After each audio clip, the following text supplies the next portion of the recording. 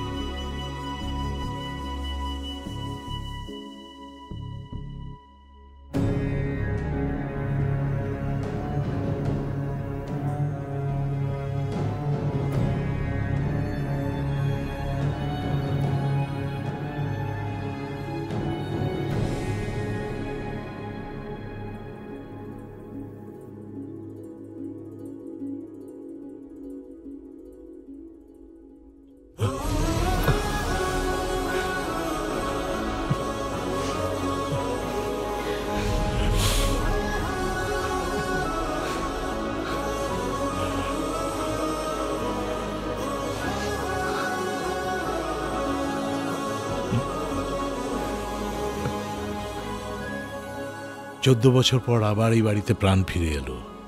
সব সময় তোর কথা মনে পড়তো। জাহ্নবী, এদিকে আয়। অবাক হয়ে কি দেখছিস? এই তোর কাকা। তোমার ছোটবেলার ছবি দেখেছি, এখন তুমি কত বদলে গেছো। কিন্তু তুই একদম বদলাসনি, একই আছিস।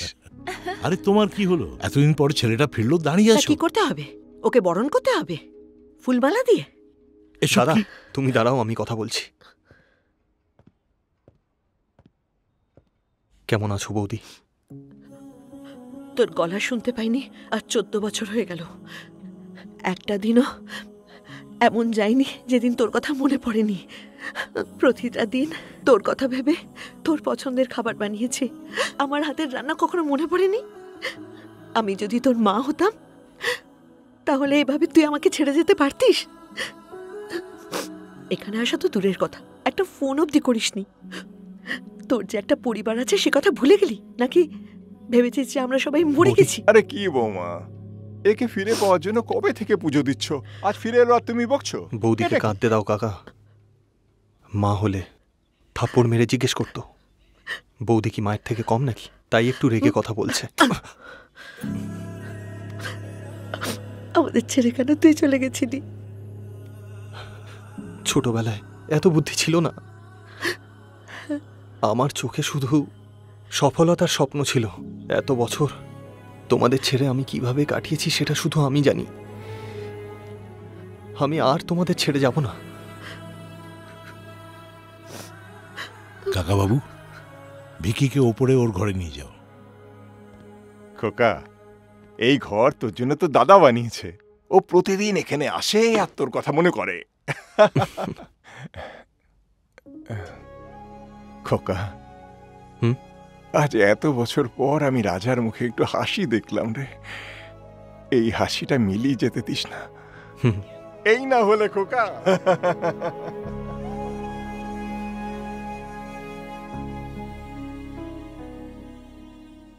দাদার ভালোবাসা একটুও বদলায়নি, কিন্তু আমার সত্যিটা দাদা জেনে গেলে।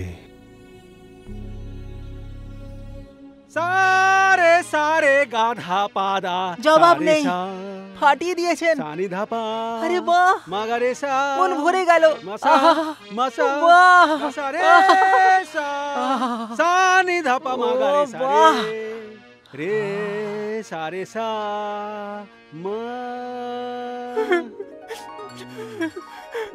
গুরুজি, গুরুজি, গুরুজি।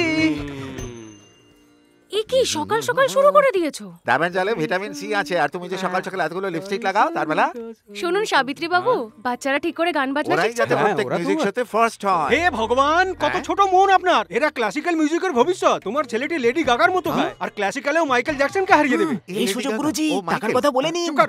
গান শেখানোর বদলে আমাদের এখানে থাকতে দিচ্ছে, টাকা চাওয়াটাও পাপ। এদের জন্য নো গুরু দক্ষিণা। Thank সানি you, ধা পা গুরুজি। মা গা রে সা রে, সানি ধা পা এই, মা গা রে সা। কেউ মারা গেছে নাকি? কি হচ্ছে নাকি? আমার আলাপ তোমার বিলাপ মনে হচ্ছে? আমাকে দেখে রুদালি মনে খোকা হচ্ছে? বলতে ভুলে গেছি, ইনি বাচ্চাদের গান শেখাবার মাস্টার। এনার নাম হলো সাবিত্রী। হ্যাঁ, সাবিত্রী? হ্যাঁ। তুমি ছেলেই তো? কেন? অক্ষয় কুমার, লক্ষ্মীতে আর আলু অর্জুন পুষ্পাতে এরকম নাম রাখেনি? এটা শুধু নাম নয়, আগুন। হ্যাঁ, নিজের চেহারার চরিত্র বুঝতে পেরে গুরুজি নিজের নামকরণ করেছেন। আসলে ছেলেদের নাম ওনাকে স্যুট করে না, সেই জন্যই নামটা রাখা সাবিত্রী। হ্যাঁ, আমার মনে হয় গঙ্গুবাই হলে বেশি ভালো হতো। গঙ্গুবাই তো আমাদের কাজের লোক ছিল। এই সব খুলে বলিস না। আর আপনার পরিচয়? রাজারাম আছে না, তার ছোট ভাই, এর নাম বিকি, কলকাতা থেকে এসছে। আপনারা কথা বলুন, আমি জুস নিয়ে আসছি। কাকা, হ্যাঁ। দুটো এনো না, 1.5 গ্লাস চলবে, এখানে হাফ টিকিট রয়েছে। আচ্ছা, আপনিও কি গান ভালোবাসেন? একদমই না। কুমার সাবিত্রী, সঙ্গীতের থেকে মনে হচ্ছে এনার সঙ্গ আপনার বেশি চাই, তাই না? মনের হারমোনিয়াম বাজছে নাকি? আমার না লজ্জা করছে, জানি না কেন এনাকে দেখেই না নবরসের সবকটা রস একসাথে মিশে মনে কম্পন তৈরি করছে। গুরুজির কাউকে পছন্দ হলে তাকে ছাড়েন না, একেবারে আঁকড়ে ধরেন। আপনার বাঁশি বাজাতে ভালো লাগে? তবলা বাজাতে বেশি ভালোবাসি, বাজাবো নাকি? একদম সলিড। আরে বাবা, এ তো 5 স্টার মনে হচ্ছে। এ তো মেনু কার্ডে ছিল না। ভাইয়ের জন্য তো কখনো বানাসি বাবা, কোনো দামই নেই আমার। ভিকি, হ্যাঁ, কলকাতায় তুই কি করিস? কলকাতা পৌঁছে আমি এক বিজনেসম্যানের সাথে কাজ শুরু করি। বিজনেস? হ্যাঁ, কিরকম বিজনেস? পোর্টসের কন্ট্রাক্ট নিই। মানে? কখনো এদিকে ফেলতে হয়, কখনো ওদিকে। কাকে? জিনিসপত্র আমি ঠিক বুঝতে পারলাম না। এক্সপোর্ট ইম্পোর্টের কাজ। আমাদের কোম্পানি বিদেশের মাল এখানে আনায়, আমরা ডেলিভারি নিই আর ক্লায়েন্টকে খুশি করি, আর এখানকার মাল আমরা সুরক্ষিতভাবে বিদেশে পাঠিয়ে দিই। ব্যাস। তোর কাজে কোনো রিস্ক নেই তো? আমি কাজে কোনো রিস্ক নিই না, আমার কাজ পুরো লিগ্যাল আর সেফ। উপরওয়ালা যেমন চালাচ্ছেন আমি চলছি। ব্যাস। আর বাবা, মাস গেলে মাইনে কত পাস তুই? এই ধরো 75,000। মাত্র? কত রোজগার করছে সেটা বড় কথা নয়, সৎ পথে রোজগার করছে কিনা সেটা বড় কথা। তোমাদের জানা হয়ে গেলে এবার ওকে খেতে দাও। কত বছর বাদে নিজের হাতে খাওয়াচ্ছি বল। না, ব্যাস ব্যাস। মাছটা ভালো হয়েছে? অসাধারণ বৌদি, এই রান্না খেয়ে ছোটবেলার কথা মনে পড়ে গেল।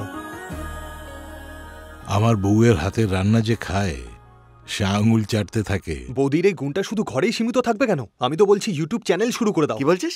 ইউটিউবে অনলাইন ফুড অ্যাপে একবার দিয়ে দেয়, কত কামাই হবে দেখিস। আরে এসব কি বলছো?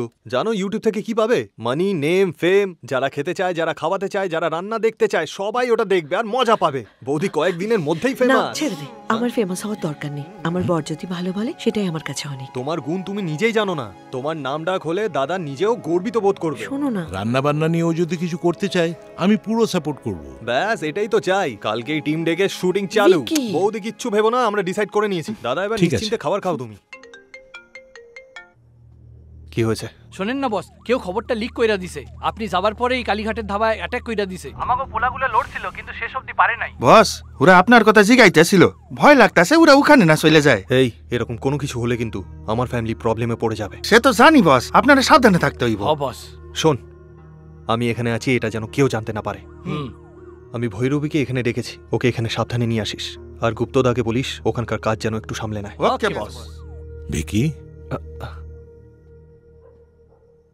তুমি এখনো ঘুমাওনি? না রে, তোর সাথে কথা বলতে ইচ্ছা করলো। কতদিন বাদে তুই ফিরলি, আজ তাই মনটা একটু হালকা লাগছে রে। সেদিন রাগের মাথায় তোকে অনেক কিছু বলে দিয়েছিলাম, পারলে ক্ষমা করিস। দাদা কি বলছো তুমি? তোর রাগ দেখে ভয় পেয়েছিলাম রে, যেন রাগের মাথায় তুই কোনো ভুল কাজ না করে বসিস। কিন্তু আজকে তোর মধ্যে আমি অন্য ভিকি দেখতে পেলাম। তুই আগের থেকে অনেক বদলে গেছিস, আর আমি এটাই তো চেয়েছিলাম। কংগ্রাচুলেশনস দাদা, তুমি যেই আনন্দ হোটেল শুরু করেছিলে সেটা এখন চেন অফ হোটেলস হয়ে গেছে। সরকার তোমাকে সম্মানিত করেছে, তোমার কোম্পানিকে ফুড লাইসেন্স দেওয়ার অথরিটি দিয়েছে, তাই না? জাহ্নবী আমায় অনেক কিছু বলেছে। মানে কি বলেছে ও? অনেক কিছু বলেছে। কেন, কিছু বলতে ভুলে গেছে? না না, সেরকম কিছু না। তুই নিশ্চয়ই ক্লান্ত, যা শুয়ে পড়। Good night. Good night. আজও দাদার মনে কোনো প্যাঁচ নেই, কিন্তু আমার ব্যাপারে জানতে পারলে তখন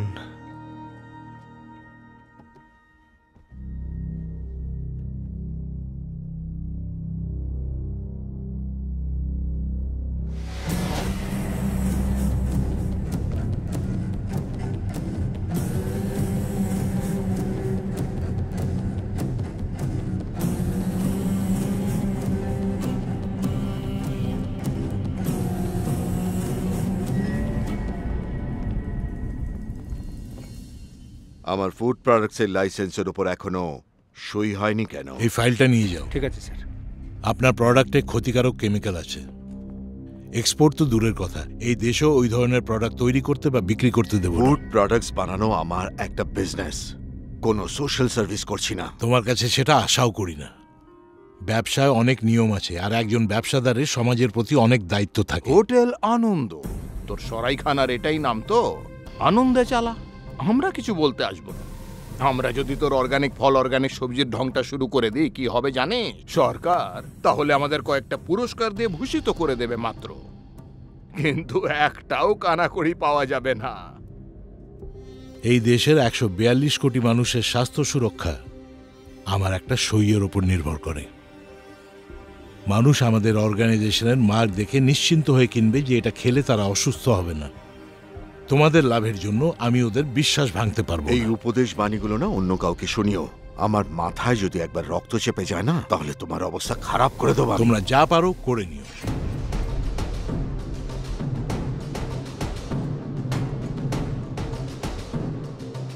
আমি থাকতে তোমাদের এইসব 2 নম্বরই কাজ চলবে না। যেতে পারো।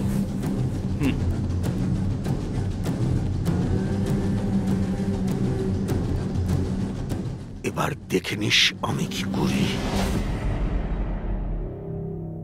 কি হয়েছে গো? তুমি এখানে বসে আছো?